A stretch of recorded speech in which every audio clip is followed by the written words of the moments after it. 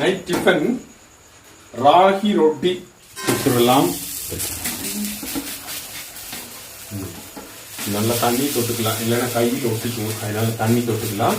தேங்காய் எண்ணெய் அப்படியே சுற்றி ரவுண்டாக விட்டுக்கலாம். அப்படிதான் டேஸ்ட்டு. வேகட்டும். ரொட்டி திருப்பி போட்டோம். ஒரு சைடு வந்துருச்சு, இன்னொரு சைடு வேகணும். வந்துருச்சு, பார்க்கலாம். அது தேங்காய் சட்னி, ராகி ரொட்டி ஸ்மூத்தாக வருது. ராகி ரொட்டி மேலே வந்து நம்ம முருங்கை இலையெல்லாம் போட்டிருக்கோம். நல்லா சத்தானது முருங்கை இலை. டேஸ்ட் பார்த்துடலாம்.